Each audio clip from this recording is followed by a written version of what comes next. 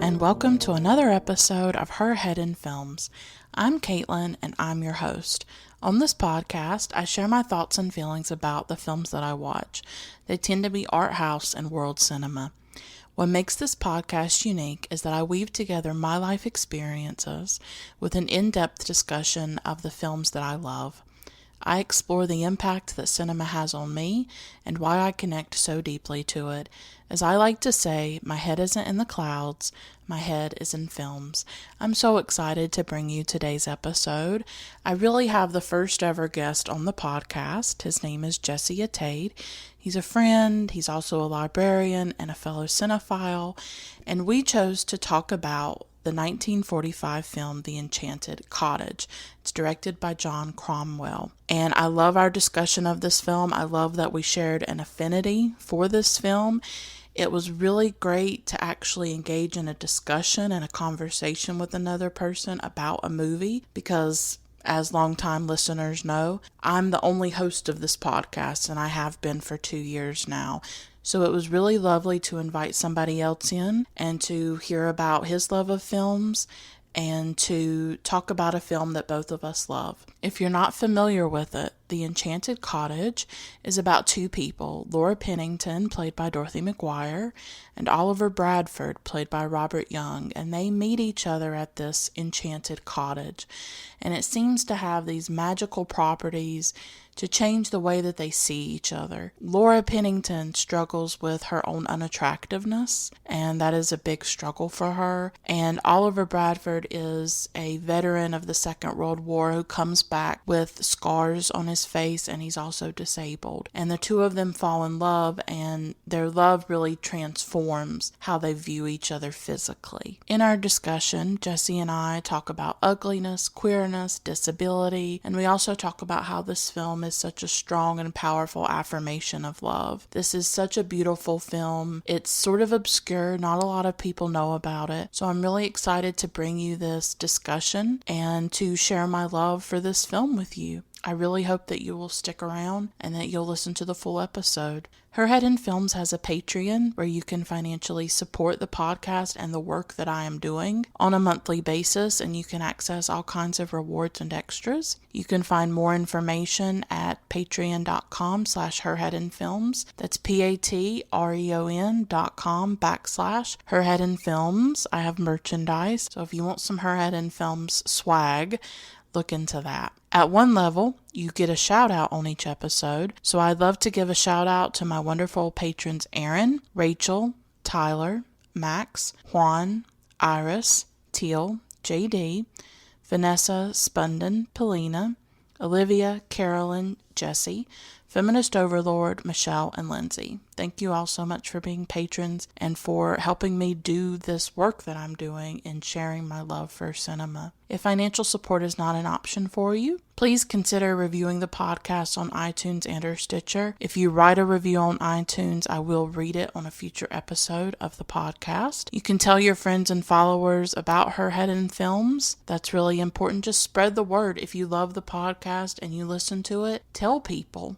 I'd love to be able to reach as many people as possible with my story, with the things that I have to share. It means a lot to me, so spread the word and tell people if you really love Her Head in Films. You can send me an encouraging message or comment or just engage with me in a positive way on social media. I'm on Facebook, Instagram, and Twitter at Her Head in Films. Just search for me and I'll pop up. And you can see links to all my social media accounts in the show notes of each episode. So as I said, I'm so excited to share this conversation with you about The Enchanted Cottage. I'm so glad that Jesse agreed to come on and to talk about the film with me, and I think we just had a really lovely conversation. I hope that you like it. I hope it inspires you to go seek out the film and watch it. I think it's just a really beautiful film. So without further delay, here is my discussion with Jesse Ataide about The Enchanted Cottage.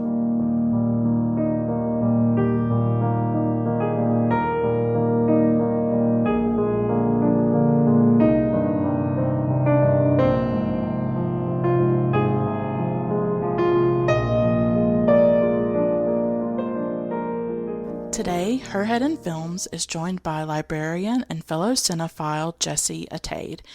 Hello, Jesse. Thank you so much for talking to me. I'm excited to discuss the Enchanted Cottage with you. But first, I want to ask you some questions about yourself. First, just please introduce yourself to the listeners and just give some background about who you are. Yes, as you said, my name is Jesse, and first off, thank you so much for having me. I'm really thrilled to be talking to you today. So, yes, as you said, I'm a librarian. I am located in San Francisco. I grew up in California in a rural part of Central California and have lived now in San Francisco for 9 years. I moved up here for school, actually. I did at San Francisco State, I did get a master's degree in cinema studies, and I'm currently working on one in English. I'm writing my thesis currently. That is also the library that I am employed by and have been working there for about 3 years, and is also at San Francisco State as well. So that's a little bit about me. Is there any social media stuff that you want to share, like where people can find you beyond this episode and beyond our conversation? Yeah, definitely. I kind of as a outgrowth of my what I'm studying for my thesis, which is queer art from the pre-Stonewall era. So, and specifically like the 20s, 30s, and 40s. I've started an Instagram account, and its name is queer and then underscore modernisms.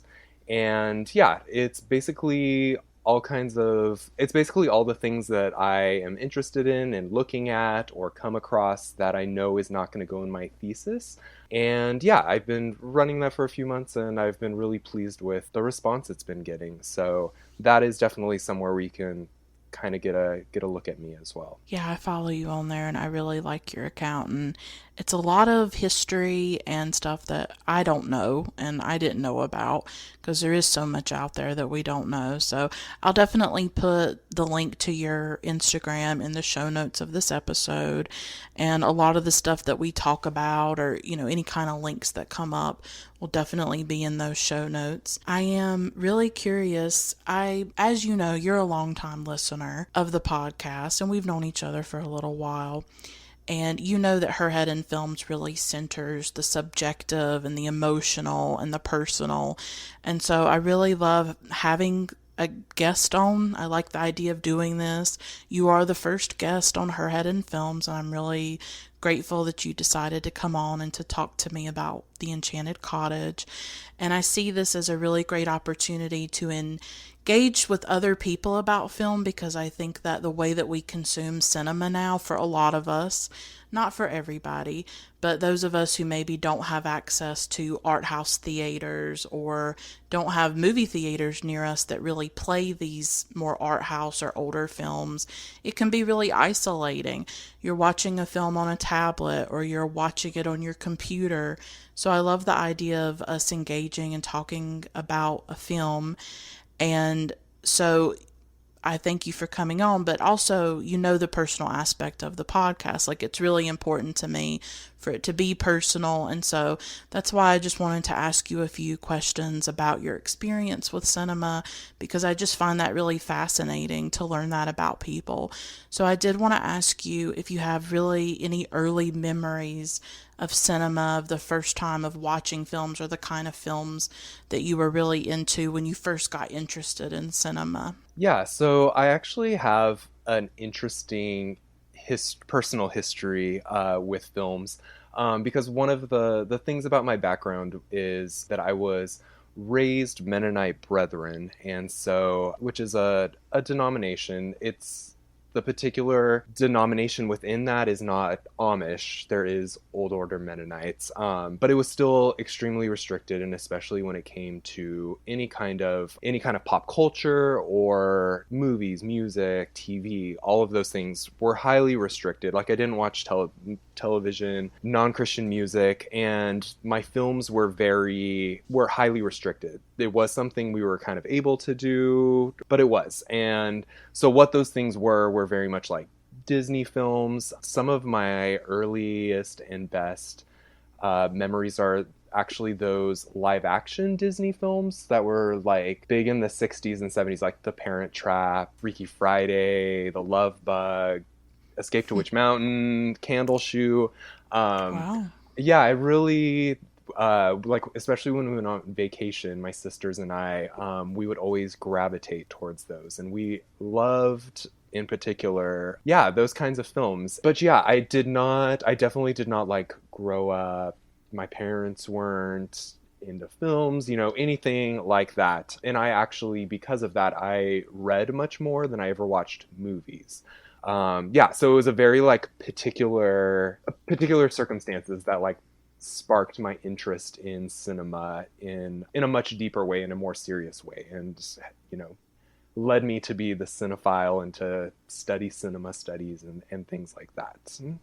Before I ask you about that, I just wanted to say how you sharing that brings up some of my own memories because I used to have like all kinds of the VHS tapes of the Disney films growing up, and I loved those. I think that's something that resonates with a lot of people growing up, and I watched some of those live action films as well, and I definitely remember them, and I really loved the animated ones, and I have some great memories of that. And I just used to have like stacks of those DVDs. They used to come in like these plastic things. I don't know. They don't even have that anymore. But it sort of made me think of that with my own memories. But I'd really like to know how you did get interested in art house cinema and what was the moment or what was the series of events that got you really interested in art house, and then obviously for you to go even farther with it and go to college and study it and all of that. So definitely please share that with us. Yeah, so I definitely the film that I felt like laid the groundwork for that was Titanic, actually, which came out when I was in middle school, when it in 1998, I believe, or 1996. But whenever it came out, I was in middle school, and even though there was ended up being like content that my parents did not approve of, the like historical aspect of it overrode it. And so I definitely was like one of those people who saw like Titanic 6 times in the theater and was like very much into it. And I felt like it laid the groundwork in the sense that it was the first time like a film became much more than just like, oh, this is a movie to watch, or like it's like, oh, I want to know about the cast and I want to know about, the making of and all of that kind of stuff. And so I felt like that now in retrospect, I see that as really laying the groundwork for showing me what like loving cinema is like. But what really, I mean, I can literally say the day that I became a cinephile Wow. was the evening of, I had looked it up earlier, June 16, 1998, because that is the evening that the AFI, the American Film Institute, they broadcast the 100 Years, 100 Movies list. That Wow. first, I may have seen yeah, that too, actually. yeah. And it was, I remember I didn't catch the beginning of it, but like my dad had it on, and I just remember being like immediately completely enthralled by it. Like, the people talking about it and showing clips, and like it builds suspense as they like count down the numbers of doing that. And yeah, I made the decision that night that I was going to start watching these films. And so I did. I think it was the next day, or if not, it was very soon after. Ironically, the first film I watched was Alfred Hitchcock's The Birds, which is not on that list, but several Hitchcock films were. I Um, like that film. yeah, no, and I'm a big fan of the birds. it's still probably my favorite of his films. Yes, it's close to it for me. Yeah. Yeah. No, I mean, I love also the same. I mean, Vertigo, I'm a big fan of, which I know you're not as much as, but at the time, especially like Rear Window, I loved, and Notorious. I But yeah, love Notorious. yeah, no, there's That might be my such, favorite. yeah, no, I can't argue with that choice. But yeah, it definitely started with seeking out Hitchcock's films, and then I feel like once you start going, you start branching out. And I remember some of the early ones, like The Big Sleep and Cat on a Hot Tin Roof and Casablanca, were films that I was interested in. And yeah, it just started going from there, and from because that's a specifically American film list, and then at the video store there's all these foreign films, and started going from there. It was also very helpful because older films are like G or PG rated, and a lot of foreign films are unrated. And so it was a way to get around my parents were very strict about PG-13 movies, or especially R-rated movies. And so the ironic thing is that a lot of these like foreign films are definitely R-rated film, but it was like a way. I was in high school, and it was a way for me to like get around. It was my way of like rebelling in high Mm-hmm. school, to watch these like, old films from the 60s and stuff, which is kind of funny. It's not everyone's way of rebelling, but yeah. But I just loved it. And that was in high school, and that's when like the internet finally had dial up for the first time, and so I had access to IMDb, and I found a community there on the message boards, and it just kind of went from there. So yeah, until I decided to go back to graduate school, and decided to pursue a cinema studies one.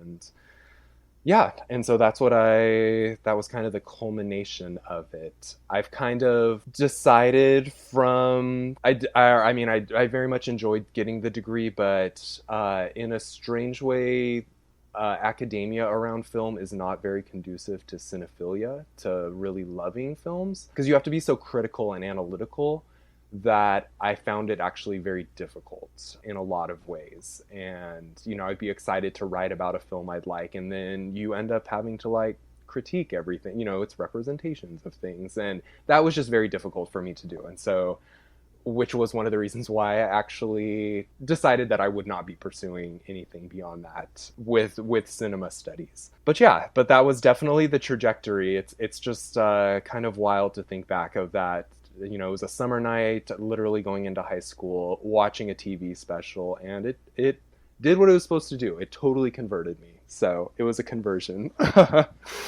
I love stories like that. I love hearing about how people get converted to art house cinema, or just cinema, cinema that is beyond the mainstream, beyond what, the blockbusters are and stuff like that. So it's interesting because my own experience also coincided with high school when I had a film appreciation class, and that was in 2004. I found an old diary recently where I know it was in 2004, and it had this amazing teacher, and we watched Hitchcock, and we watched Casablanca, just like you. We watched a lot of those similar films that were probably on that AFI list, and that's when I started to feel like, oh, okay, films are more than just entertainment. There's actually art there. It's also interesting how we share that similar disillusion with academia, but for me it was with literature because that's what I studied in college when I went, and then for you it was with cinema. And as you were talking about your early memories with cinema, I was going to ask you, like, is it still that intense? I mean, I hadn't planned on asking you that, but in the moment I was thinking, I wonder if it's still that magical and intense for you all these years later. In regards to films, like, have I been able to recapture that? Do The do you still feel it? I mean, I know that there's certain films that I watch and it's the magic is still there. When I watched Jean Vigo's La Delon, which is about to be, I think there's a new 4K restoration coming out or something of it. When I watch that film is very magical to me and beautiful. Or when I watch The Passion of Joan of Arc, or like I still feel the magic of films, I guess. Like, or I guess I try to, like I try to hold on to it. And I guess I wonder if it's the same for you. Like, do you still feel that same passion as you did? Yeah, no, I definitely, and that was really key. One of the key things of leaving cinema studies, or deciding not to pursue it, because I completed it, but because I was not willing to give that up. Like, I wanted to go see a film and be thrilled by it, or any of the countless emotions that one experiences while watching a film. And so, yeah, no, absolutely. It is frequently that a film amazes me, or, sends me down a rabbit hole, wanting to find more, and, or, looking into a director or things like that. So yeah, no, that is, yeah, I mean, and I feel like that's the thing that keeps a cinephile going is, are those, you just want the next discovery and the next thing that's going to be magical, and and it's like an insatiable kind of thing. Like, it's not like, okay, well, I'm good, I've seen enough good movies. You just have to have more. Definitely. I always love that process of discovery. And it's just fascinating to me that you saw that AFI show because I don't know if I've seen the whole thing, but I feel like I've definitely seen, I caught parts of it. I know I did because I remember it. I remember those films being talked about. So that's really interesting. I would love to know what a few of your favorite films are and why they are your favorite films. Yeah, and as you know, that's, I mean, that's like the impossible question for a cinephile. Is like Always. deciding between your favorites. But there are, I mean, there's certainly a few films that I do love more than any others, and first and foremost of those is is Before Sunset, from the Before trilogy, the Richard Linklater film starring Ethan Hawke and Julie Delpy. But it's specifically the second one, Before Sunset, that I love. I love beyond all other films in a lot of ways. I first saw it, I was studying abroad in London, and that's when it was released. And every time I felt homesick, I would go watch it. So I ended up seeing it like 4 or 5 times over the course of my time there. And yeah, and now it's a film. I mean, it's one of those films that you revisit and you see your life in it in different ways, and that's what it's been since there. So it's like become something even bigger than just like a movie. Like, I can see my life philosophies and things that I think about. It's like it'll suddenly strike me like, oh yeah, that was kind of sourced in Before Sunset. So that's what I consider my favorite film for sure. A few others, Last Year at Marienbad is like the artiest of art, 1960s art cinema. It's kind of one of those films people make fun of in a certain way, but it enthralls me, just like every frame of it. And it's, every time I rewatch it, I'm just utterly enthralled by the beauty of it, and just the way that it plays with perception. And I know it's not a lot of people's cup of tea, but I love it very, very much. And yeah, a few others. I really love musicals. Jacques Demy's Demoiselles de Rochefort, Meet Me in St. Louis, Gentlemen Prefer Blondes is a favorite. Jane Russell is like what I consider my favorite actress. I'm a big fan, and that's like her best role, and I love her with Marilyn Monroe in that film. But yeah, My favorite. yeah, I yeah, love yeah, yeah. Marilyn. Yes, you're the you love Marilyn, and yeah, no, Jane is my favorite. As good as Marilyn is, she's so good in that film. Yeah. But yeah, I mean, I have a particular affinity with French cinema, and I know that's something we often connect on. And yeah, those are a few, but I could really spend this whole time just like going through my favorite films. So I'll leave it at Oh, I those know. several. I know it's hard. It really is. You've told me about Last Year in Marion Bad, and I still have to see it. Alain Resnais is not an easy director, really, but I like that he's sort of challenging in some ways. Like, I still love Hiroshima Mon Amour and even Night and Fog, his Holocaust film, right? And Hmm. Oh he's just one yes. of those directors. He had a very interesting body of work, I think. So it's high on my list to eventually see Marion Bad for sure. It's an experience you should have, even if you end up not loving it. It's definitely, it captures a certain period of time, and it's so glamorous. And Delphine Seyrig is so lovely in it, and I definitely recommend it. I won't promise you love it though. Yeah, well, and then I think some films get these reputations as being very arty or very difficult, but sometimes if you open yourself to it, or if you just kind of, I don't know, something was similar with La Ventura by Antonioni. That was a film where I watched it the first time. I was like, I don't know about this. It felt very arty, I guess you could say. but then it gradually just sort of started to take me over and haunt me over the years. And I could imagine that Mary and Bad or something like that could happen in a similar way, that some films maybe you have to be ready for them too.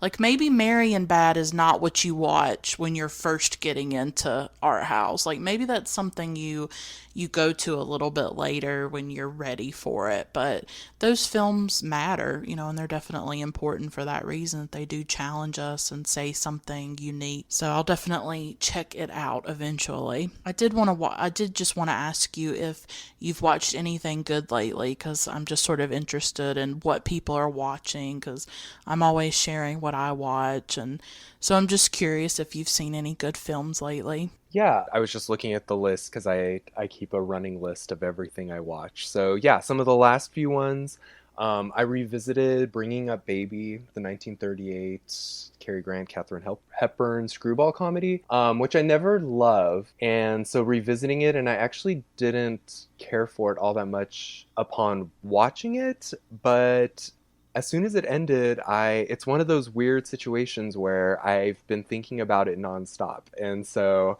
it kind of got its hooks into me somehow, and I'm trying to unpack that. So, but Holiday, the other film they made that year, Grant and Hepburn, is also like top 5. I love that film so much. And yeah, otherwise I had a chance. I saw Meet Me in St. Louis on the big screen, which is always wonderful. Another, top 10 for me.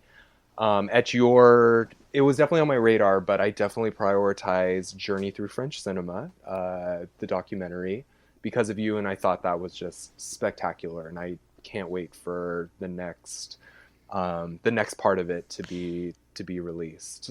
The one other film I do want to give a shout out to, because I literally just got back from it, and I'm kind of glowing still, but Crazy Rich Asians was a really lovely film, and I enjoyed it very much. So wanted to throw that out there as well.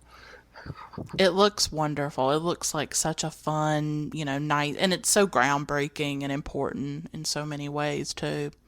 Yeah, no, it's definitely, I mean, it is a romantic comedy. It plays with all those tropes, but yeah, it is just visually sumptuous. Constant Wu I hope she becomes an A+ actress. Utterly delightful. So definitely I might be watching Last Year at Marion Bad, but Crazy Rich Asians is, I love that as well. So, Oh, I love romantic comedies, but I feel like the last few years there just hasn't been a lot of good ones. So hopefully maybe Crazy Rich Asians will restart this, because, we lost Nora Ephron, and I feel like we lost really great romantic comedies for the most part. I mean, I guess they're out there somewhere, but I haven't been able to really find them. So when I saw the trailer for Crazy Rich Asians, on top of it being so important and, revolutionary, I thought, wow, that just looks like a fun romantic comedy. That looks like something I'd want to go see. And I know Mamma Mia has been really popular too, so maybe the romantic comedy will make some kind of little comeback, hopefully. yeah, I'm hoping Hollywood, I mean, just this year that there's a lot of audiences that want to see a lot of things other than a comic book movie. And Black Exactly. Panther is a important comic book movie, all of those things, but it's very important in its own way. But yeah, it seems like with the success of Mamma Mia, which was also very fun, Crazy Rich Asian, I really hope that they realize people are really hungry to see a lot of different other kinds of films, and we're not all teenage boys. It's so frustrating what gets released. It's just it almost forces people to Netflix. I mean, people complain about Netflix, but at least they're making some films that are not superheroes and all of that. And if you love those films, fine, but there are people that want different films. And I feel like we're not getting a lot of options anymore. The landscape has changed so drastically with film and with, what you can find in a theater. It has just changed so much. Yeah, no, yeah, completely agree. So so glad of its success, and I'm hoping we see a lot more of it in the future. Well, and it makes me grateful for some of the older films. I find that sometimes I just can't really handle the stuff that's being released now, especially with romantic films.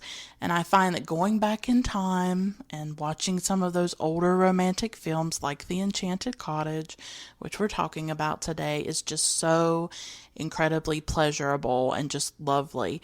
This is a pretty obscure film from 1945. For those who have not seen it, I just want to give like a brief synopsis about it. It's directed by John Cromwell. It was released in 1945, and the cottage in the title, it's this cottage that's on the shores of New England. It's what's left of this estate that's built by an English nobleman long ago, and much of that estate burns down, and this wing from that remains, and it's remodeled, and it gets turned into this cottage. That cottage is then rented out to young married couples, and they can live there as long as they want. So that's part of the enchanted part. And all these couples that have lived in this house, they sign their name on the windows. And in this cottage, a widow is the caretaker. Her name's Mrs. Minute.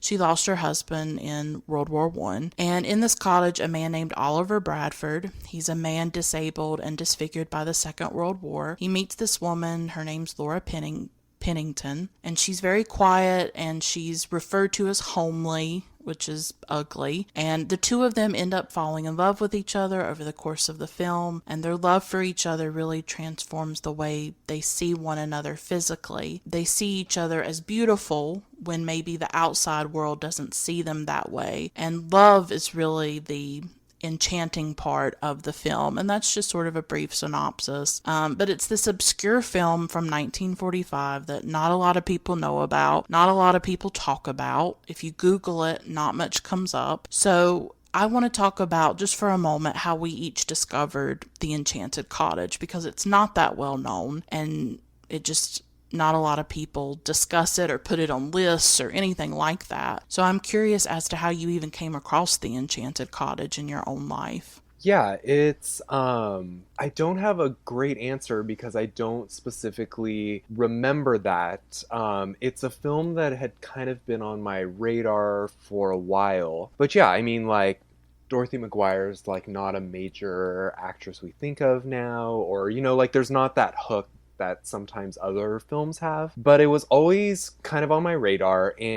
But the few times that I came across it, it kind of is the kind of film that has like this cult-like love about it, that the people who know it really love the movie. And oddly, it's in two gay novels that I can specifically remember coming across it. There was one, it's called End of the World book by Alistair McCartney. It's not a very good book, but he talks about it and how he like stayed homesick from school one day and like found it, and he's always remembered it, and now he like imagines his relationship with his boyfriend and how like emulating that. And it's also in the novel Kiss of the Spider Woman, I believe it's Argentinian novel, but it's basically and then it was turned into a film, but it's set in a prison, and it's a gay man and like this other man who's like a revolutionary, but basically the gay man basically to pass the time recounts films, and The Enchanted Cottage is one of them. And so that was another way that it was on my radar, and just the way that he like lovingly talks about this film and like tries to recount it, that I always wanted to see it. And it was only about a year or two that I first saw it, and I joined that cult because I really enjoyed it as well. That's fascinating. I had no idea that the film was mentioned in those books at all, but I think that's a neat way to come across films. And that's happened to me where I've read books and certain films were mentioned in them, and then I went and watched them, and I think that's a cool process. But I saw it one night watching Turner Classic Movies. I don't know what year it was. It was quite a few years ago. And I want to say that Robert Osborne was alive then, and that he did like an introduction to it. And that's the way that I saw it, because really before the internet, that's the main way that I consumed cinema, was Turner Classic Movies. It was really the only way you could access older films if you were a cinephile and maybe you didn't have a really great video store or you just didn't have access to things like that. And so I watched a lot of Turner Classic Movies, and I have like such fond memories of discovering certain films on Turner Classic Movies, whether it's The Passion of Joan of Arc or Wuthering Heights, the one with Laurence Olivier and Merle Oberon, which is my absolute all-time favorite personally. Sometimes I have these intense memories of discovering films, or even Barbara Loden's Wanda. I saw that on Turner Classic Films. So The Enchanted Cottage was just one of those films that I saw one night. Hadn't really planned on watching it, had never heard of it. I kind of miss that, like with the internet now, we mainly watch things through streaming, through Filmstruck, I do at least. I don't really just turn the television on at 8 o'clock at night and just watch whatever's about to come on. I'm much more, I guess, planned, and I sort of miss those happy accidents or those random discoveries that I used to make when I would just have Turner Classic Movies on and watch what was coming on that night. And I feel like I made a lot of discoveries that way, and I've just been thinking about that recently. But that's definitely how I found this film, and I am definitely part of the cult. I love this film. I rarely see people talk about it or bring it up or mention it. It feels like this little obscure gem. I just think that it does enchant you, and it almost casts a spell on you when you watch it for the first time. And even though I had seen it years ago, it had stayed with me. And so that's why I was really glad that we're going to talk about it. Yeah, no, I was really thrilled when we were talking about what film to do, that there was just something about this one that really called out, and I was glad that you were wanting to do it as well, because there's just something to it that if you're on its wavelength, it really sticks with you. So I'm just really thrilled we're talking about it. What was it like to rewatch it for this episode? Did you feel even more enjoyment watching it? Yeah, and it was one of those lucky things, because as you're well aware, sometimes you revisit something you have good memories of and it doesn't quite have the same effect the second time. And even though it wasn't that long ago, it was only a year or two ago that I first saw it. But yeah, I was even more taken with it this second viewing. Yeah, I just found it richer and more resonant, and I even found it very technically sophisticated in a way I didn't, just like the camera work and the editing and stuff like that. I just thought it was beautifully handled, and I can see myself revisiting it fairly often now in the future. I really love when that happens. I love when you revisit a film and it's even better than you remembered. And sometimes that second viewing can make a big difference. I've found that with certain films, whether it's a recent film that I talked about in the podcast called Morvern Caller by Lynn Ramsey. That was one of those films I watched the first time. I was like, okay, and then I watched it a second time and something clicked for me and something was different. It was the same thing with La Ventura. The first time I was not connecting, and then later viewings I was like, my mind was blown. I was like, oh my God, this is art. This is amazing. I love this. So I love how that happens, how sometimes with second, third, fourth viewings, a film can just be even more powerful for you. It's wonderful when it happens. I feel like that's one of the things that you want as a cinephile, and are so glad when it happens that way. Absolutely, like when your memory holds up, and then sometimes you watch something and you're like, why did I ever like that film? It's terrible. So. Right, or it's flat, or it's not, yeah, just something, it doesn't thrill you in the same way. So, nope, so it was wonderful that The Enchanted Cottage does not fall into that category. Yeah, and as I said, it came out in 1945. It's by John Cromwell, and as you said, it stars Dorothy McGuire. She plays Laura Pennington. It stars Robert Young as Oliver Bradford. There's Herbert Marshall as John Hillgrove, and Mildred Natwick as Mrs. Minute. She plays the widow, the caretaker, who takes care of this cottage and rents it out. It's actually based on a 1923 play by Arthur Wing Pinero, and that original play looked at the emotional and physical scars of World War I. There was an early silent version of the film that was made in 1924, but in the 1945 update, they make it World War II. And I do want to just share just a few tidbits that came through in the research I did. This was actually one of Cromwell's favorites of all of his films. And Robert Young, who plays Oliver, speaks very lovingly of this film. He said that it was such a joy to make, and he even named one of his homes the Enchanted Cottage, which is fascinating to me. He just loved making it. He thought it was like one of the greatest love stories, Robert Young did. Also, with Dorothy McGuire, she really insisted on her ugliness in the film being created through a lack of makeup and through sort of ill-fitting clothes. I read that I think maybe in the play or the silent version, her physical appearance was kind of different. I'm not sure in what ways, but she wanted it to be maybe more subtle and just through the lack of makeup and the clothing. I thought they did a good job with that, and really brought that through. So now I just want to talk about, different themes and things that came to the surface for us. First, I do want to sort of talk about the enchanted part of the film and like the fairy tale and the supernatural aspect of the film, because I think that's such an important part of it. Yeah, certainly.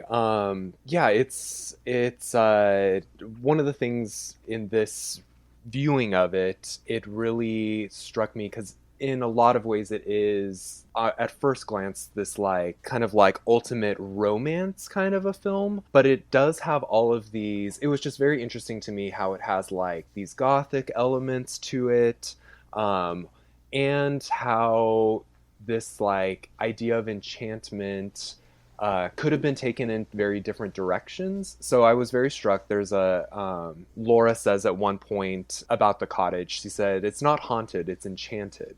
And so I was thinking a lot about like how clearly both of those terms have such different associations and resonances to it, and how really thin the line is between the two, and how for one person enchantment can be one person's haunting, and like something like Beauty and the Beast came to mind, like going to the castle, and like that's enchanted as well.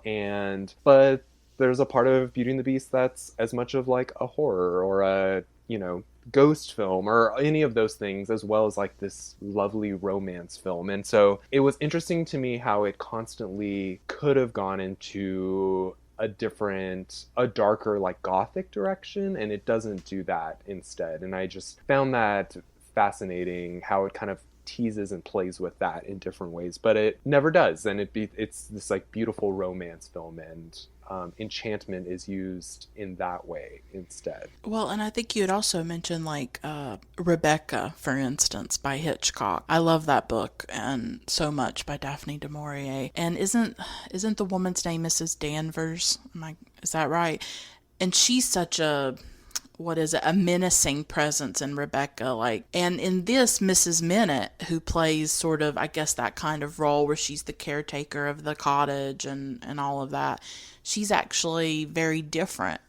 She's not a menacing person. She is like a lonely woman, but there's this supernatural thing about her, even where at times she seems to like prophesy the future or something.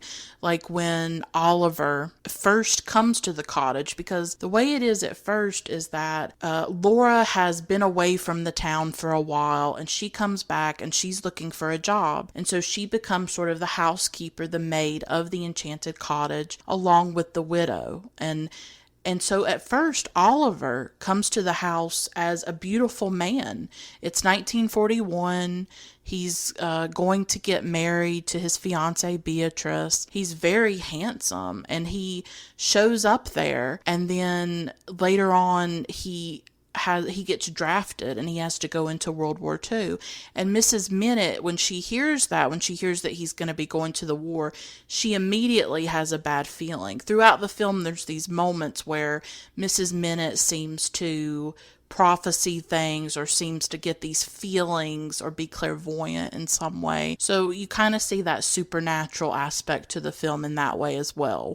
Yeah, and that's probably the best example where I kept thinking, "Oh, this could very easily spin in a different direction," because Mm-hmm. she is like there is so she's kept kind of a mysterious character, and she's filmed very similarly than Mrs. Danvers in Rebecca, who's like this menacing figure. And there's like with Mrs. Minute in the Enchanted Cottage, there's like I remember there's like one sequence where she's like standing there kind of in the dark, looking out the open door, and it's like a storm like whips up, and it's like oh is she supposed to be, we think she's like a good character, but like is there something dark Mm-hmm. going on here? And that's where I felt like it really kept teasing of just like, ooh, maybe this could be a lot darker. But they just seemed to be filmed in such similar ways for a while, but then ultimately they have such different functions within the films. And Mrs. Danvers a very negative, menacing figure, where Mm-hmm. Mrs. Minute becomes like more of a maternal and brings them together, or is central in bringing them together in a lot of ways. Well, you're so right. It could go into dark territory. And if you think about the things that this film is looking at, a wounded man, a disfigured man, it's looking at very serious things like the wounds of war, the trauma of war, loneliness, different thing, disability, things like that. But it's able to handle these really dark, difficult issues with like a lightness of touch, I guess you could say. And I guess it does that through the romance aspect and the enchantment aspect, that supernatural sort of magical aspect of it. But this cottage has such a power immediately, especially when Laura first enters it. Like when she first enters the cottage, she just looks like she's just overtaken by it, and you can definitely feel that. So, and also there's another part of it that's sort of enchanting is like you had said at one time, that framing device of the music. And how do you want to talk about that, like how really the Enchanted Cottage, there's like as I'm talking about it, there's sort of odd things about the film, and it's sort of weird the way that it all comes together. It's doing a lot of different things at once. That it's funny you say that because I was that's exactly what I was going to say. I'm like, if you haven't seen it and you're hearing us describe it, there's a lot of elements that sound very strange, or like why they would go I know. together. I was And the thinking that. framing device is a really great example of that. So their friend John Hillgrove, he as well as so he is their neighbor, and he is blind, but he is also a musician, a pianist. And how the film begins, the framing device, why we're finding out the story, is that he's like gathered together this party to unveil his latest composition. And it turns out that it's this musical composition, is supposed to convey the story of Oliver and Laura. That just really struck me. He calls it a tone poem, actually. It just really struck me how it was an interesting device, because for one, like the music, and it's like very romantic and like swirly, and it like ushers us into the past kind of a thing, to the beginning of where their story starts. But it was also a way that it struck me how it also seems to signal that this is a story to be experienced more on a like intuitive or sensory level. Like it's not a cerebral or a logical story, and you kind of just have to go with it in the way, in the way that music is, that it doesn't tell a narrative in the same way or convey things. And I just thought that was such an interesting and kind of, I'm sure it's been done in other places, but it's a relatively rare way of telling it. And I just thought that was just such an interesting way. And then it closes at the end. It finishes with him finishing his composition. So technically, the film is supposed to be, I guess, what these people who are listening to his music are supposed to be, the story that's supposed to be told with them. Like, it sounds kind of absurd when you say it out loud or put it in those terms, but it works really beautifully within the film itself. Yeah, I'm like sitting here like imagining someone listening to this episode who's never seen this Right. film, and they're probably like, what is going on? Like, okay, there's this man and this composer who is telling this story. He has a composition, and then I like there's so much going on in the film. Like I would imagine if you have not seen it, it just sounds absurd. But if you watch it, you actually feel like a very emotional connection to the film, and it is enchanting. And I love that you talk about how it has to be experienced on that intuitive level. Like, you can't go into this film saying, oh, well, what's logical and what's rational. And the film doesn't invite you to do that. I think the film is really inviting you into a story that is emotional and romantic and sort of otherworldly in some way. I don't know. There's a magic to it. And it's just open about that. It's just there's weird aspects of it, but all of it comes together in a really beautiful way. And maybe some people would see it as sappy or sentimental or a bit absurd, but when every time I watch it, this being the second time, I was totally into it. I felt such an emotional connection to the film, and it really just swept me away. Yeah, absolutely. And I mean, I think it's this is a good demonstration of classic Hollywood, how they were able to throw together so many absurd elements together in a way, but the way that they're put together and the filmmaking and all of that, like it's so smoothly put together that all of these things that sound strange and or don't make any sense or just sound kind of absurd, Hmm. they work so beautifully. Like, you just completely go with it just because it's been put together and filmed and all of those things like so smoothly, and so it just like draws you in. And yeah, all of these things make sense within the logic of the film. It's a really, but you have to go with it. And I think that's, what's interesting about that device. And hopefully it's successful for most people of, ushering them into this story that we're about to undertake.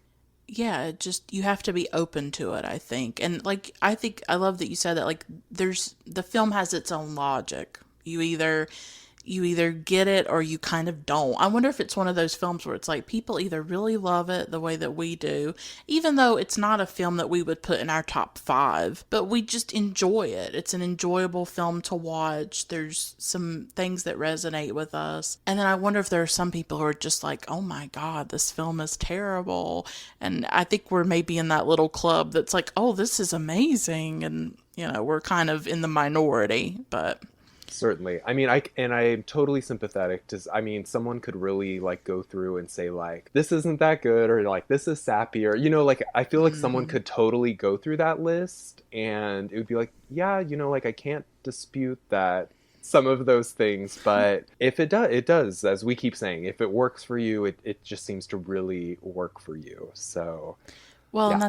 that's also why I'm glad that we're talking about it, because we're creating a space to appreciate the film, to sort of celebrate the film, to say, well, these are the things in it that I think do matter and that I do think resonate. And we're just sort of, I guess, making our case a little bit, that these are the things that we think. Because I do think there are aspects of the film that are actually really maybe radical or just at least very interesting, or there are things that you wouldn't expect, the way that certain things are represented in the film. And so I did want to talk a bit about how the film approaches like ugliness and beauty. And I know that that was a theme that both of us struck on and that we both noticed. So I want to talk about it for a little while. A big central part of this film is the way that the characters struggle with ugliness, with not living up to the societal standards of beauty. With Oliver, it happens when he comes back from World War II and his face is disfigured, and his arm is something has happened to his arm as well, where he has trouble moving it. So he's both disabled and disfigured. And this is for a man who before that had been very attractive and very handsome, had a fiance. And when he comes back from the war and his life is really shattered in a lot of ways. He knows what it's like, the before and the after of, and he has lost everything. He's lost the fiance, he's lost his health, he's lost his beauty. He's really grieving that. He's really struggling with that and how to navigate his new reality. And for Laura, her big struggle has been her ugliness. There's this little boy in the film, when John Hillgrove, the blind composer, that's what he's referred to in the credits at the beginning. But then we learn that his name is John Hillgrove, and he's the composer that created the tone poem. The first time that he meets Laura, he doesn't know what she looks like, obviously, but his little nephew is with him, and he describes her as homely, as ugly, and she does not fit the standards of beauty for women, really. Now, Dorothy McGuire normally looked quite pretty, but for the film, as I said earlier, she did not wear makeup. She wore sort of ill-fitting clothes. Her eyebrows look kind of thick, and just her hair looks really like thin and sort of flat, and there's nothing there that's very feminine or her trying to beautify herself. And a big struggle for her in the film is her ugliness and her trying to deal with that. And that was something that really resonated with me. I'm pretty open about stuff on the podcast, and I think I've talked about it in the past, that I am not considered conventionally beautiful, and that, I'm not seen as attractive in the world. I never have been. It's something that I've struggled with my whole life, and the pain that it has caused me and the way that it's scarred and wounded me, honestly, if I'm going to be open about it. But I want to be honest, and I just, it's a personal thing for me, but I want to talk about it. And Laura's struggle with her ugliness resonated very, very deeply with me. And ever since I've seen the film, I've been thinking about it. And there's this really powerful scene that I want to talk about. And this is when Oliver's gone, and he's gone to the war. It's before he has come back. And because Oliver and his fiance at the time were going to rent the cottage, and then because he's called into World War II, he's not able to rent it anymore. So Laura has no work to do at the cottage, so she goes out and she finds another job. She becomes a dishwasher at a local restaurant, it looks like. And one day, these sailors come into the restaurant, and the owner, or the manager, I guess Laura's boss, she comes into the kitchen while Laura's washing the dishes, and she insists that Laura go out and meet these sailors. And you can tell that Laura doesn't want to go and do that, but this manager insists that she go out and dance with them. And this is just one of the most heartbreaking scenes to me personally. I don't know if a lot of people can relate to it, but like a couple of men start to come in her direction. They see her from a different angle, I guess.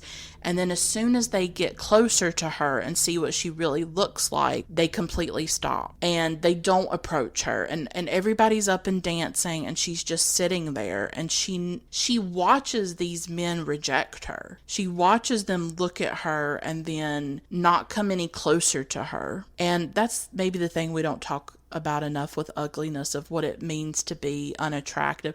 And I know that's a subjective thing, but I think we can agree that there are certain bodies and certain people that are not seen as attractive or beautiful. It can be subjective at times, but there's just certain bodies and things like that you're not acceptable. You're not seen as attractive. And what it means, though, is that you're isolated. It means that people keep their distance from you, that they don't touch you, that they don't come near you, that they don't want to know you. And that's what kills your soul, I think. That's what's so damaging, is that your beauty or your ugliness determines who approaches you and who doesn't. It determines whether you get to be on the dance floor dancing and living, or you have to sit on the sidelines and the margins and watch people reject you. And the pain of that, especially for a woman. And she has to sit there and watch these people laugh and dance, and she's separate from it. And her ugliness makes her separate from it. And she is, in that moment, the other. And she's so upset about it. You can feel her longing to be accepted. You can feel her shame over not fitting in. This scene, I don't know if I've seen a scene so fully capture what it's like to be an unattractive woman, to exist in the world as someone who is not seen as beautiful. Like, it just hit me straight to the heart. It was like a knife to my heart because, you know, I had those experiences myself. And she runs from the restaurant. She goes back to the cottage. The cottage in a lot of ways is like a refuge for her. It's an escape from the world. It's an escape from the people and from society that judges her and dehumanizes her. And ugliness for a woman is a great shame. It may be one of the greatest shames that a woman has to go through if she's ugly. It's a burden, and it makes you an outcast. And Laura just doesn't fit into the world because of it. I just related to it so much with my own personal experiences because I know what it's like to not be asked to dance, to not go to the prom, to not be asked out, to not be seen as beautiful, to really be alone, and how really painful that can be. And I really give the film a lot of credit for doing that, for showing that, because especially in that old Hollywood era, women were beautiful. You know, think of Jane Russell, think of Marilyn Monroe, who I love. And the male gaze, especially in Hollywood and in films, it really emphasized women's sexual attractiveness. But this film really dares to show a woman not as beautiful. And Dorothy McGuire insisted on it. She insisted on not looking beautiful. I like that this film shows a woman in a different way. And I like that it doesn't sexualize her or objectify her. That it shows a woman in a different way, and it's still focusing on beauty, I guess, but it's showing that there are other parts of you beyond just your physical appearance. And it allows a woman to be on screen without looking beautiful. And there's really not much of a makeover in the film. I mean, we haven't talked about it, but later on, they go through this transformation where they see one another as beautiful, but the outside world cannot see that. Only they see it. But I do think the film sort of resists trying to fix these characters, and it allows them to really remain who they are and to remain the same. But that scene in the restaurant, it was just it really hit me hard. I mean, I wonder, like, do you remember that scene? Do you have any thoughts about it? Yeah, no, I'm very glad you brought up that scene because that was really the one that I feel like in memory, the like romance and everything is what lingered, at least from my first viewing. But that scene, the specific scene of her, you know, on that dance floor was, I mean, it's really, I would say it's exceptional. I don't know if I've seen something else in a classic Hollywood film, or even in a lot of ways contemporary films in that way. It is a really, I think it's important.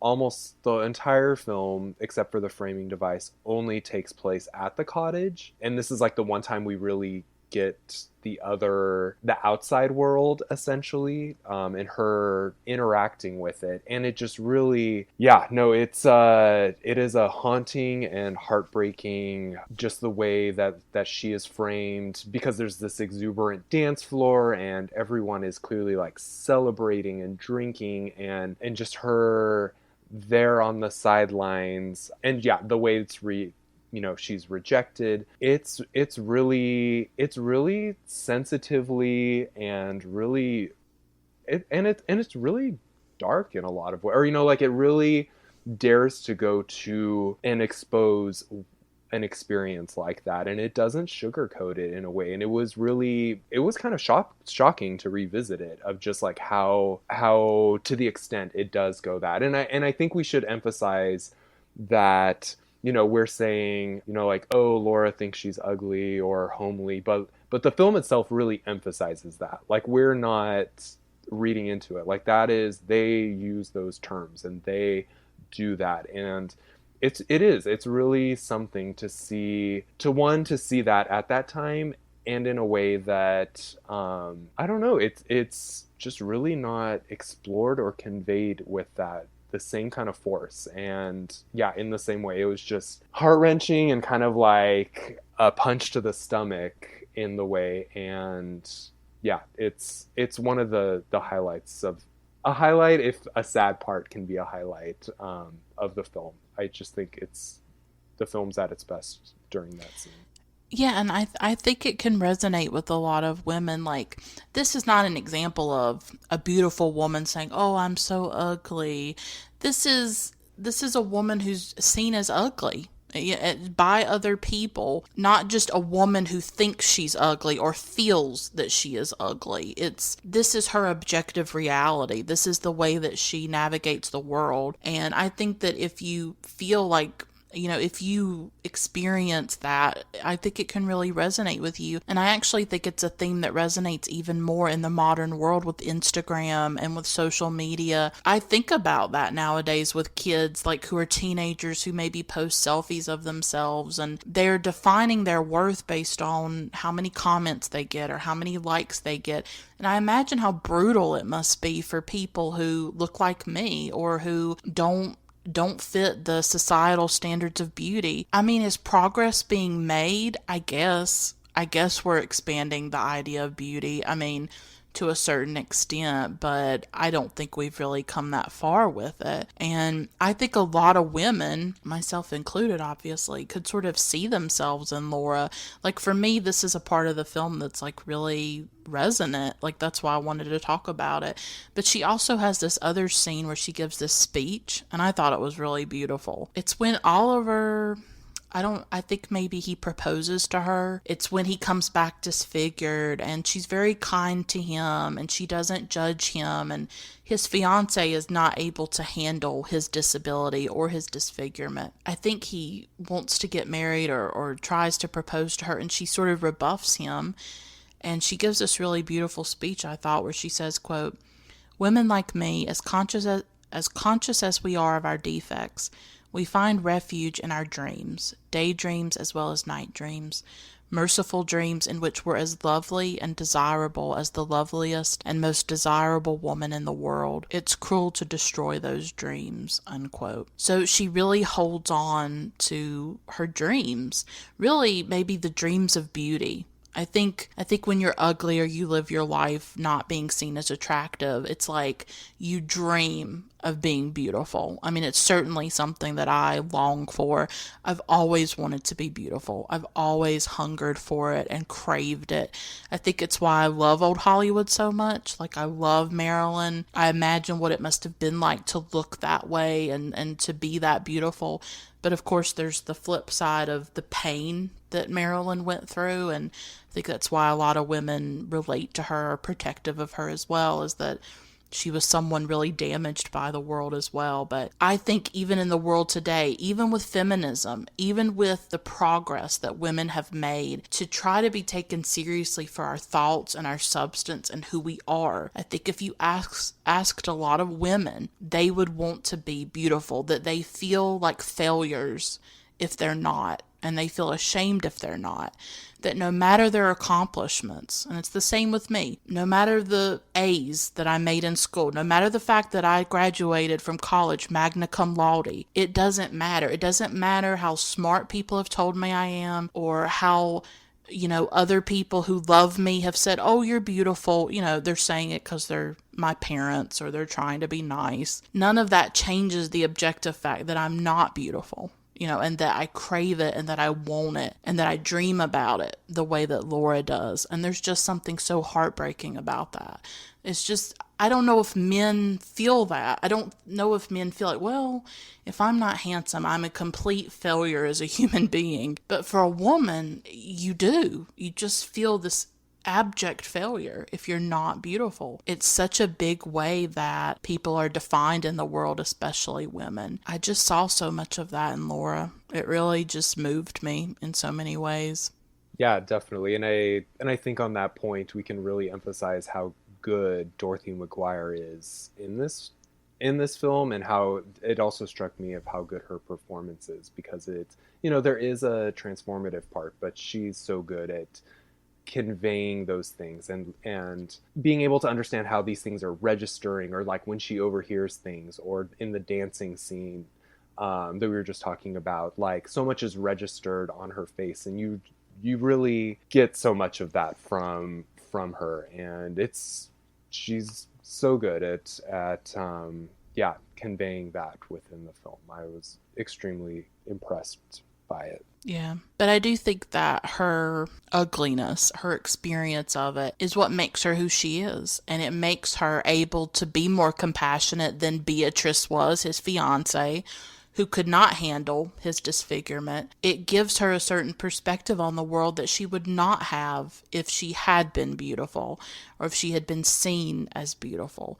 I mean, because I often think about my own life like, well, who would I be if I had been beautiful? Who would I be if I hadn't looked the way I looked my whole life? And I don't know if I would be who I am. You know, maybe if I'd had more of a social life, or if I'd had those things, maybe I wouldn't have read as much, or maybe I wouldn't have gotten interested in cinema. And I mean, you realize that sometimes those painful things about your life, and sometimes they do make you who you are, and that they do give you a certain perspective on the world that is important and that matters. You know, I think it matters to be compassionate and sympathetic and empathetic. And maybe Laura wouldn't have those traits if she was some gorgeous bombshell. Not that women who are beautiful don't have those things. I'm not saying that. But I'm saying that someone who experiences the world from the margins and who is seen in a certain way by society,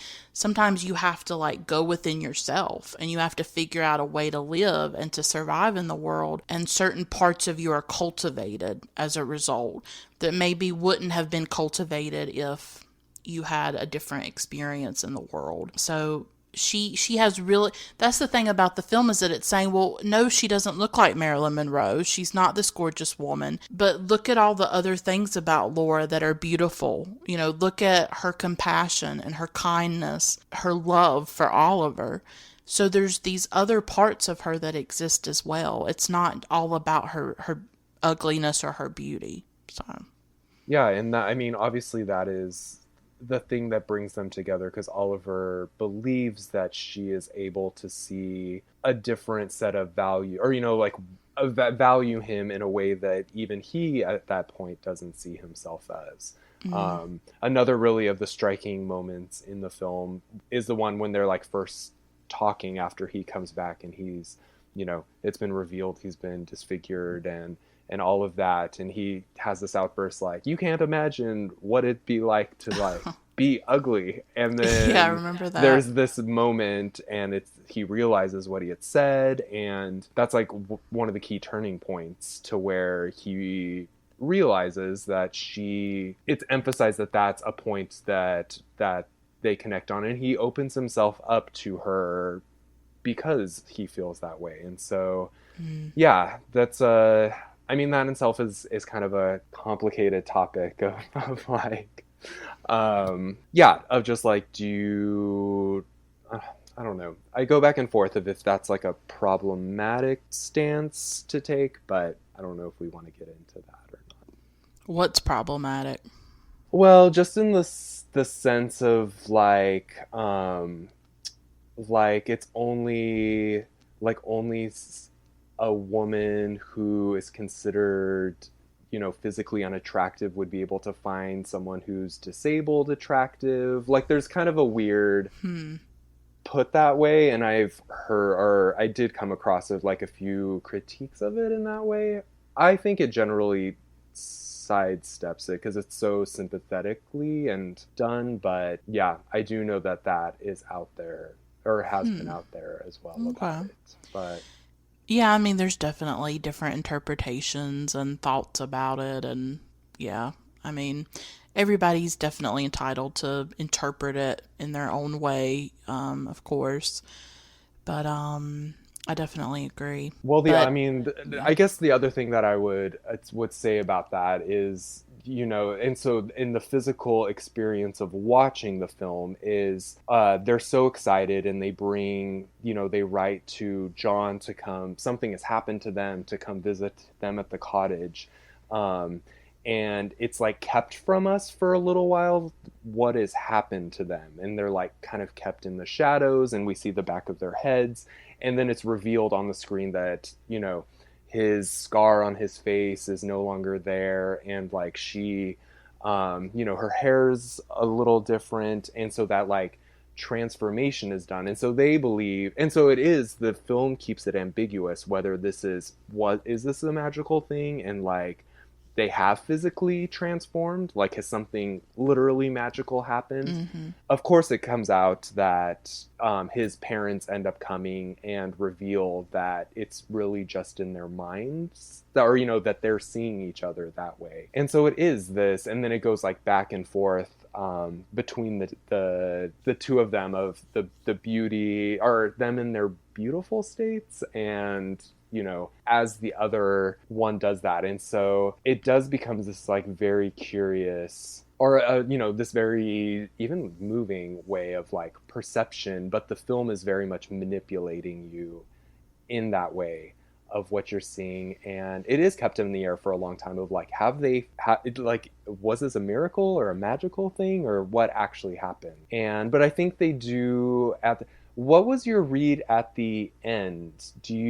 At the last moment where they're about to go enter the party that the film has been, and they like kiss at where the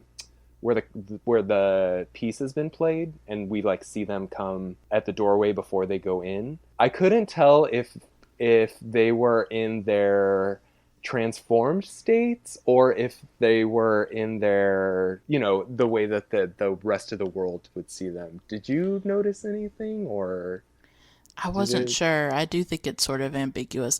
And I sort of went back and forth with this film thinking, well, is it decentralizing beauty, or is it just reinforcing this idea of beauty? Like, I don't know if I'm saying it right, but it's like when they think that they're beautiful, they almost luxuriate in it. I mean, they're almost like intoxicated by this idea of being beautiful. The film is still sort of saying that beauty is important, that it's like the highest thing to, I guess, attain to, or try to attain. And I found myself a little bit uneasy about that, because in some ways I thought the film was saying, oh, well, beauty doesn't matter, or it shouldn't matter. Look at all these great things about Laura and all of that. But then by saying, I don't know how to say it, it's like, why do they have to be beautiful? Why is beauty still the most important thing? Why can't he have a facial scar? Why does he need to be fixed or transformed? Why does she need to be transformed? Why can't they just be who they are? And I went back and forth with the film thinking, well, is it sending the message that they can just be who they are? Or is it sending the message, well, beauty is still what matters? That because when they think that they're beautiful, they're so happy.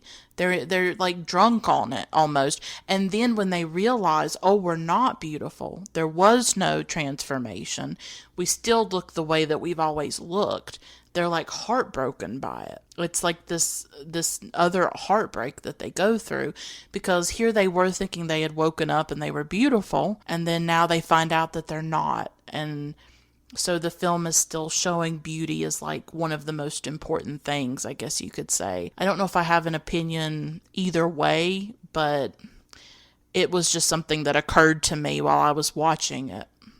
Yeah, and that's, you've articulated what others have seen as the problematic. Because it's, yeah, now that you're saying that, I'm like, yes. If it's, because it kind of tries to have it both ways, of saying it is okay, but then, oh, but isn't it wonderful when they're idealized and they think that they're beautiful? And that's kind of a thorny issue.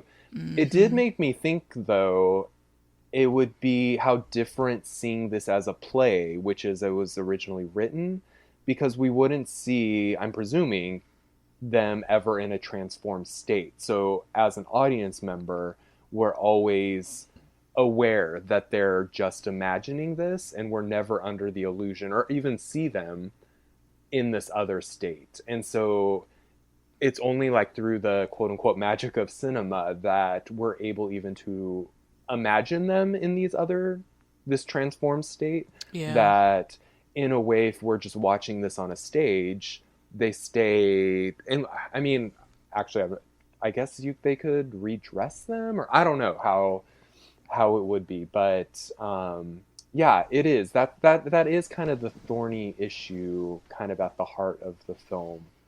Yeah. And I that want, you don't really think of when you're watching it, and it's only like afterwards when you start picking it apart that yeah, I mean, it might. it's I just want to acknowledge that I'm conflicted about it. That Right, right. on the one hand, I feel like it's sort of subverting some of that. It's trying to, it does show the pain that Laura goes through feeling like she's ugly and all of that. And I think it does some good things, and it does, some things really well in terms of looking at beauty, looking at those standards that women are held to and stuff like that. And then it sort of undoes some of that, I guess, when it really insists that beauty is the most important thing. Like, why does there need to be a transformation? Why do they need to be seen as beautiful?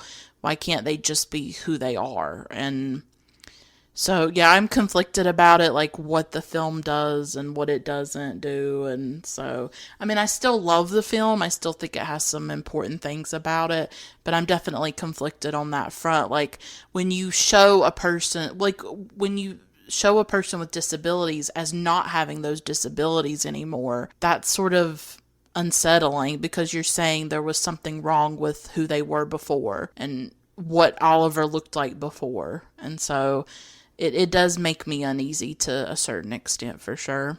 Yeah, no, certainly, and I don't want to diminish how well just because there is that potential issue with it, it doesn't erase or diminish the power of the scenes that it does, like the scenes we were talking about at all. I would never.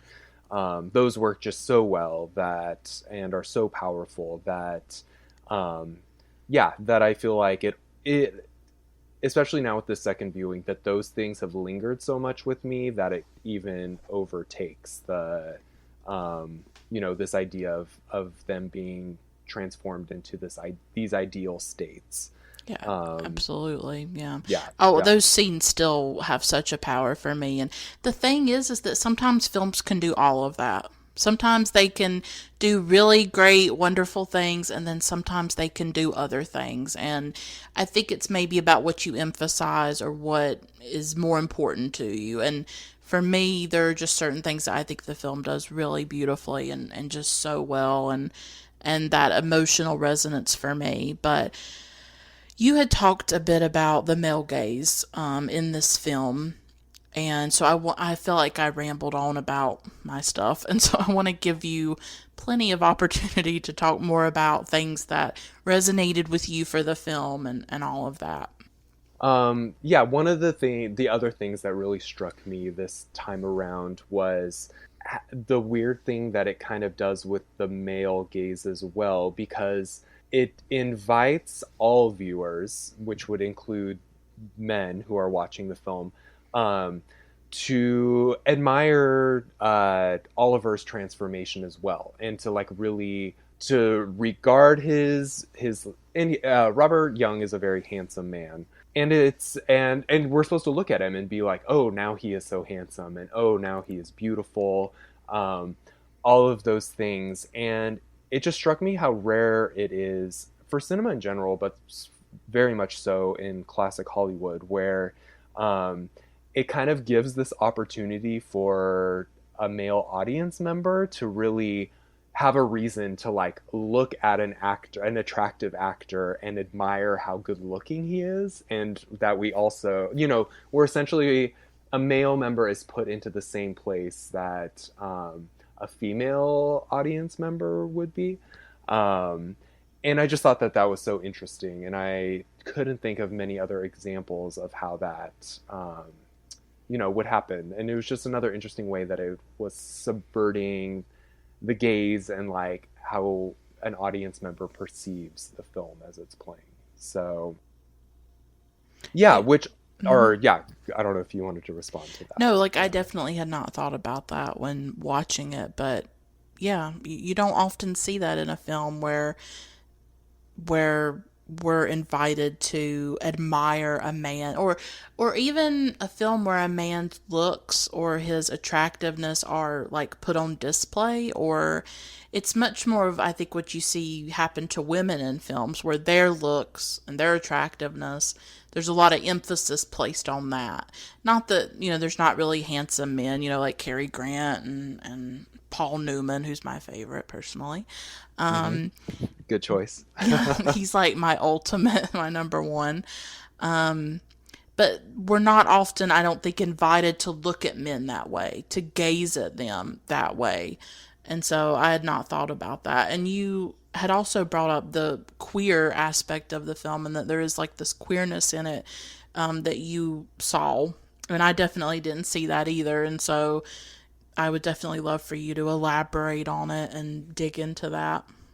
Yeah, so it was kind of the way that, or one of the ways that it really resonated with me personally, and it made sense of why, like these gay authors that had first introduced me to the film, why it would be very resonant for a gay male member of the audience. And so, I mean, there's a long history of gay men, because it wasn't until very recently like weren't explicitly represented in films or characters or anything like that.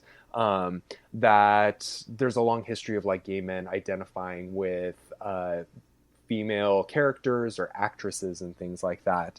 And so I feel like the film puts it in that way. And there were also so many moments of the way Laura's like ugliness and or just her outsiderness in general, that's very much emphasized as well. Like, she grew up in this village, but she's an outsider of this village. And that really resonated in the way, and it struck me that first, the conversation you mentioned of the boy and John, and the boy says like, "Oh, she's homely," and John says, "Oh," and he like says, "Oh, that's not something you should say," and the boy says, "Oh, but I'm supposed, mom and dad, and then you tell me always to be truthful." And John's response is that, something that might be a truth isn't always something, it's not polite necessarily to talk about it.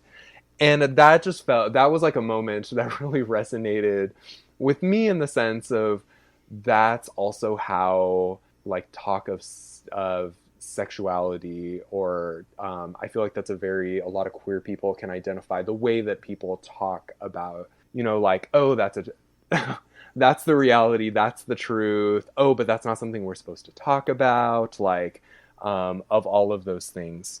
And just the general idea of how different, especially traditionally, I mean, now it is a somewhat different situation, but that there is, before, especially in the pre-Stonewall era, but until, extremely recently, like, queer people were not able to be themselves in public. And so the private spaces and your domestic space was a space that you were able to become the person you were. And you could be open about that, and you could do that. And so it also struck me, it resonated with me, or it made me think of how many times queer couples had to justify their relationships by calling each other roommates, or like two men who, a bachelor pad, or, different things like that. And they're a romantic couple. But that's something that had to be hidden away. And then it becomes like the domestic space is your magical space, where it's the place where you can be with each other and you can love each other and openly express that with that. And you might invite certain other people into that. But it was also like when Oliver's parents come and it's revealed finally that they haven't transformed, and that's revealed. But there was something very much about that of people, or straight people, or even like my parents. I've had that experience. I remember the first time with my now my ex-boyfriend, but the home that we lived together, the first time my parents come, and it was just such a strange experience to like have them in that space and looking at it and knowing that they're thinking something different. They're reading the space differently, and our relationship in it differently than what it was. And so there was a lot of things like that where I would not say the film itself is at all doing that, but I can totally see the way of how it feels like this film really resonates with gay or with queer audience members as well. And I just found that very moving as well. And just imagining in 1945 a gay man, or even like a lesbian or any kind of non-heterosexual person being able to align with that and to feel those ways as well. And that just really struck me this second time around watching it, and were some of my thoughts for that of why, because I feel that way, and I feel like it's definitely been important to other gay men in particular, and I suspect that those are some of the ways that it does it. Yeah, when you were talking, it brought up two things for me. First, made me think about how the queer community, I mean, I don't want to stereotype, but how some parts of the queer community have embraced sort of unconventionally, or I'm not saying it right, women who are unconventionally beautiful. Think of Barbara Streisand, Judy Garland, Cher, because these women often were sort of outcasts and outsiders and misfits in a way. So there are parts of the queer community that sort of embrace women like that, or like Little Edie, with Grey Gardens, and there tends to be like an interest in those women and a love for those women, maybe because they were outsiders in some ways. It made me think of that, and with queer couples in particular, it also makes me think about how what queer couples go through is like society judging you, society seeing your relationship in a particular way when you yourself don't see it that way. You're just in love with someone. You're just, trying to live your life and love somebody. But the outside world sees you differently. And it's sort of similar with Oliver and Laura, where they're just together, they love each other, they don't really think about it, they don't emphasize how they look. But then the outside world, people in the village where they live, they look at them differently. They're on the outside, and the way that they view that relationship, and how hard that is and how painful that is when society views you in a certain way when you don't feel that way, or you don't see yourself the way that society does. That's the way I feel also about that theme of ugliness. And like, I don't see myself the way other people see me. I inhabit my body in a particular way, and I don't know how to put it into words. It's like other people see me and that's all they see is what I look like. And there's all these other things to me, like the films I love and the books I love and my thoughts and my feelings and who I am and my sense of humor. There's all these other things that have nothing to do with what I look like on the outside. I just think it's sort of similar with Oliver and Laura's relationship, that there's how people view it, and then there's how they experience it, the way they experience it. Just the way I think queer people, queer couples, there's something similar at work there too, where you're experiencing your life in a certain way, but then society's on the outside saying, that's bad, that's wrong, you should be ashamed, and so on, and try to legislate it, and, and stuff like that. And there's such a disconnect there, I think. And I think the film sort of shows some of that. But that was just something I was thinking about when you were talking. Yeah, no, I think that's really beautifully put. And that is essentially what it is. Like, it really gets to that idea that within your home or within this certain space between the two people, you're able to make this into a beautiful, magical experience that those who are outside and don't want to see it that way or don't value it in that way, that they're not going to be able to see that, and will, literally call it out as immoral or, sinful or wrong or gross or, like anything like that. And so, yeah. And so it really, but then it's like, well, if you could see what we're seeing between ourselves, like, you would understand that that's not the case. And so so it's it works as a very powerful metaphor in other ways. I think it really dramatizes the issue of like ugliness and the like that so much. But it really, I guess with me wanting to talk about that, it was to emphasize that it's so well done and such a powerful, it can be used as a metaphor for a lot of other situations, and I think a lot of other people can find ways to that it resonates with them. Yeah, I mean, I just think if you experience otherness in some way, whether it's through your physical body or whether it's through your sexuality or, all kinds of different identities, if you live as an other or if you feel marginalized or feel on the outside in some way, I do think there's something about this film that could really resonate with you. And also the way the film talks about how love is a very powerful thing, how the film celebrates love, and that's important as well. But I just think that otherness and that not fitting in, I just think that a lot of different people from different backgrounds and for different reasons, I think that can really resonate with them. Certain, and I can personally attest to that fact.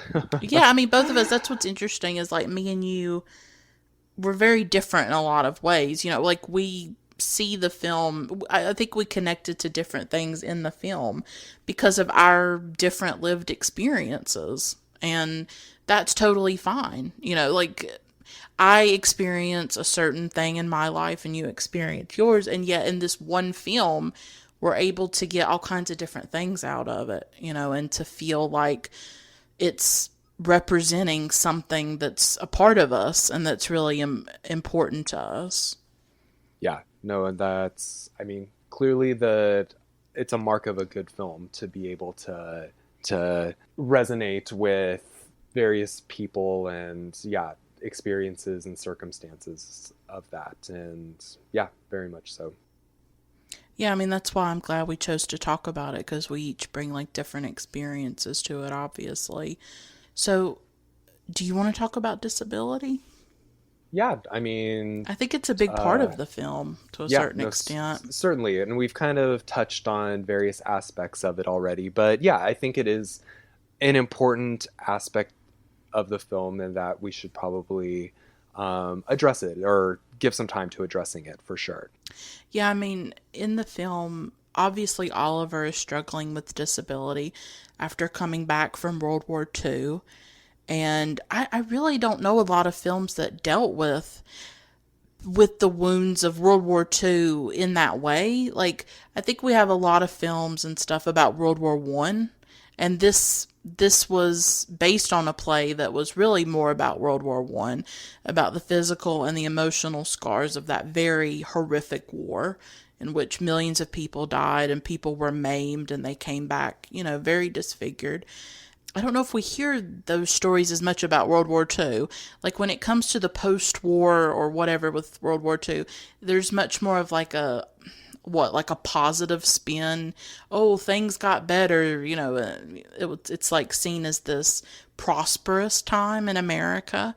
I don't know if we see as many depictions of World War II veterans or of men coming back disfigured or disabled. But he's dealing with that. John Hillgrove in the film, the composer, he is blind. I think he was actually, I'm not sure where his blindness came from. Was it World War One? Yes, yeah. Okay. He does talk about that. I don't remember I don't know if he specifies how it happened, but he does say they do have this moment where they first meet, I think, and John is able to talk to him about, Yeah. like, oh, I'm blind, and he realized, of that, and he emphasize or talk about how he was in the war and this happened. So it's clearly a moment that they're able to, connect because they both had these, very seriously injured in these two different wars. And I just thought it was a very beautiful and very poignant citing both war or like the trauma, this like generational trauma essentially of like this older generation happened in World War One, this is happening all over again, essentially. Yeah. Like, I just thought it was very subtly and movingly done, but yeah, it was very moving, that scene. And I I can mean, only imagine yeah. being in the middle, or, like in the 1940s, of watching that and being closer to that, to both of those things. And yeah, it was just a very moving moment, I thought. I mean, so many of the characters in this film are scarred by war. I mean, whether it's Oliver and John physically, or it's Mrs. Minute who has lost her husband to World War One. The war is very present in their lives, and Oliver is struggling with his disability, and he reaches out to John to try to help him. And John, I guess we're thinking of the same scene. John tells him something like, trust yourself.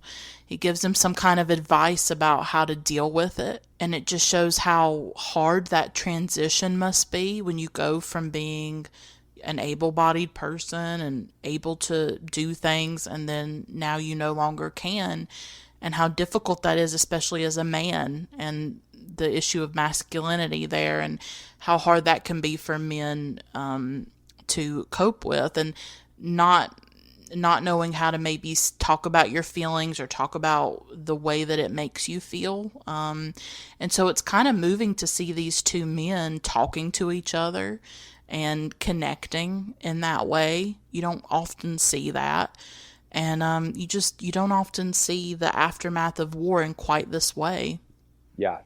And I think it's definitely worth mentioning that the actor, Herbert Marshall, who plays John, he literally had been seriously injured in World War One, and he actually, his leg was amputated. And so he literally, it gives a different, I had forgotten this fact of watching the film. It was rereading afterwards that this was the case, but it really retrospectively is like, whoa, that speech of him talking about what it's like to transition, or, like to have an injury and what it's like, that's not just acting, that's also on some level coming from a space of experience as well, because it's not within the film itself in any way, but Herbert Marshall did experience something that's very close to what Oliver, you know, went through as well. And yeah, I mean, it made me think like, oh, that would be like, what would that have been if they had foregrounded his actual injury with it? Like, he literally could have rolled up his pants and we would have seen the prosthetic leg or anything like that. Like, how it just would have been an interesting thing. But I do think that it is also so moving that it's, even though it's not specifically referenced in any way within the film, that is another layer that is there underneath all that is going, this conversation and all that's going on with his character and within the film itself. Yeah, that was just like gave it another layer of it being very moving, I felt. Mm-hmm. Yeah, I mean, when you told me that, I didn't know that about Herbert Marshall, so I think it definitely made me look at his character differently. It gave it another layer, where you realize, like, wow, I mean, he went through World War One himself, and he knows what the trauma of war is like, and then he's in this film and is exploring that trauma a bit. Yeah, and this is, I mean, I think and I guess what made me think that, because of him showing his actual injury, because I know the most famous film of it, like the most famous film of like trauma, post World War II trauma, was, I believe, the next year. What year is Enchanted Cottage? 45. 45. Um, the best years of our lives is the one, and it actually, Harold Russell, who won the Oscar for it, he was a double amputee and he didn't have hands, and so that is the other film that really deals with that. But I think it's interesting, or as I was thinking about this, that the how much the Enchanted Cottage appeared right at the end of the war in 45, 46, where like kind of the war was over or on its way of being over, but now it's like, oh, we have to deal with the fallout of all of this. Um, and yeah, I mean, I feel like we don't have anything equivalent. Like we just don't deal with our own wars or anything or injury or anything like that. Or when it is, it's presented in this very like celebratory or like overcoming the odds kind of a way. Yeah. In a way that's just really, yeah, it really reminded me of how, as lush and beautiful and romantic the film is, there's such dark elements to it as well, and this is a big part of it, of just the realities of the war, and what it does to bodies and what it did to psychologically to the people that experienced it, to the people they were coming home to. Yeah, I think watching it now as viewers, as young viewers within, the 2000s, like it really is a very powerful perspective into that. Yeah, it definitely sort of dares to talk about some of these issues, even if it doesn't completely center them, but it does show Oliver struggling with it.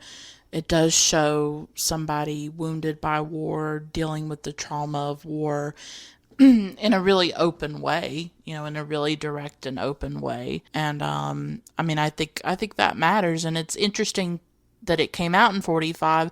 I imagine it would have been filmed maybe as the war was still going on, Certainly. I mean, At I don't least know. a year before. Yeah, Yeah. I don't know all the knowing production details. schedules. Yeah, certainly.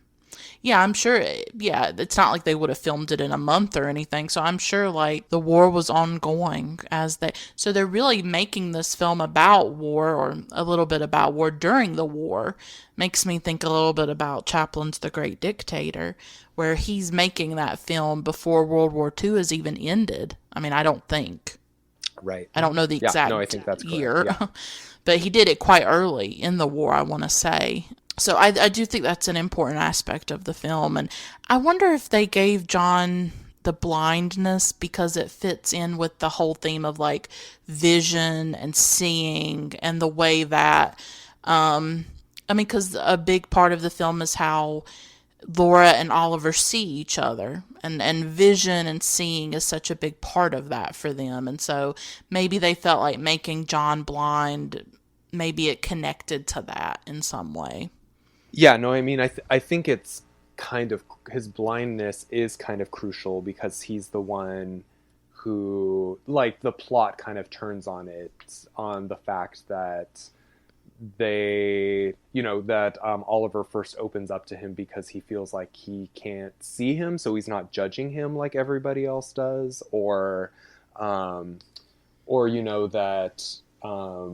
they ask him to come, that something has happened to come see it, that he can't actually verify it. They can only tell him that, oh, we've transformed and we're beautiful now. I think it's like a crucial to the plot, for sure. And especially because it is a film that is so focused and deals so much with the idea of vision and seeing in our perception of things, and the shifting, how that shifts and can shift, and all of that, for sure. And John even has a moment, maybe it's when he was talking to Oliver, where he says that he felt more blind before he lost his vision. He's sort of talking about how his blindness has allowed him to experience the world in a different way, to rely on different senses and things like that. Him trying to talk to Oliver about how he has to really create a new way of living, a new way of experiencing the world through his disability, and trying to live with that. And I think that also fits into the vision and the seeing of how he doesn't see Oliver and Laura. So he knows them in a different way than other people do. He experiences them in a very different way than the rest of the world. And so you can tell that they trust him and they open up to him because of that. And so yeah, his blindness is definitely a big part of the film for that reason as well. Yeah, no, absolutely. So it really does touch on a whole lot of different aspects of trauma, of personal kinds of trauma, of social, all society was dealing with the war. It is really, when you step back from the actual story and start thinking of it on that level, it really is amazing how many different ways that it's exploring that issue, of that is here in the film. Yeah, I wonder if a film student looked at this film, what they could see about it. Like, what does it say about America at that time? And maybe there are these very deep undercurrents to it. Like, I just wonder what a film student or someone really, really academic could see in it. Then again, they may see nothing in it. I don't know, Yeah, but yeah, yeah, yeah. I can feels, vouch that yeah. a scholar might Mm-hmm. still can manage to miss the point. Yeah. But There's, no, but yeah. I totally think it's a film that completely warrants a very deep study of it. Yeah. I mean, we've been talking so long about it, and I feel like we've only skimmed the surface of so many aspects of it, which I think just shows how, yeah, someone could write a whole monograph or a whole book on Why hasn't it been exploring done? this film, because there are so many aspects of it. I feel like we could keep talking about, for sure. So Yeah, yeah, there's a lot there for sure. I think it's just, but it's also at the same time it's the kind of film I do think it needs to be experienced and felt, and that's when you really connect to it. I mean, there's a lot going on, and we've talked about some really great parts of the film, I think. But I do think I wish it was more available, widely available for people to see it. It's such a special film. And I mean, do you have any sort of concluding thoughts, or because we have really just talked about everything? yeah, no, I mean, as I said, I feel like that we could keep going on about different aspects of it, but I feel like those were a lot of the main things that I felt we should talk about. And yeah, just want to emphasize, I really do hope people, seek it out. It really is a worthwhile and very rich film, despite its reputation of, just being a romance or melodramatic, or, all of those things. That it really, no, it really, I think it stands as, with the best of classic Hollywood films from that era. I very much feel that way. That's a big thing to say, I think. It doesn't have that kind of reputation at all. No, and then, as I say that, at the same time, it's like, oh, but I also love the aspect of it, of just of people discovering it, and it's like this special film, and kind of like the cult aspect of it as well. So, Hmm. um, but yeah, I mean, I think it would, yeah, no, I think I do hope people seek it out and look into it, because it's very rewarding for sure. Yeah, I mean, I think my final thoughts are just, I also think it's just a beautiful film about love, about the power of love, about the ability of once you love somebody, whether it's romantic love or familial love or whatever, is that you're able to see somebody often in ways that they can't see themselves.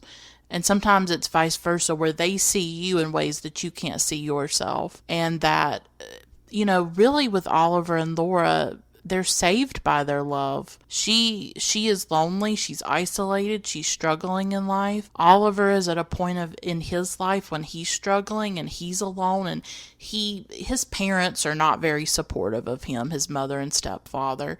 His fiance can't handle what's happened. He's very alone, and these two people who may have just stayed alone and lived out the rest of their days alone, and they find each other and they fall in love with each other and they save each other in that way. And I think that's why it's just such a beautiful, romantic, sweeping story in that way, of this idea that love saves. But I really do love the idea of being able to see people for who they are and to look beyond the surface, and the way that love can transform the way we see others and the way we see ourselves. I think that is a worthwhile thing, and I think that's an important message, and I think it really resonates with me, and I think it probably resonates with a lot of people. I think that's beautifully put. I completely agree. Yeah, well, I'm really glad that we talked about this film together. And I thank you for being on Her Head in Films, being the first ever guest, and talking to me about the Enchanted Cottage. Yeah, no, I will say again, thank you for the opportunity. It has been a pleasure, and I feel like we could just keep talking and talking. And no, it's been a real pleasure and a real honor. So thank you so much.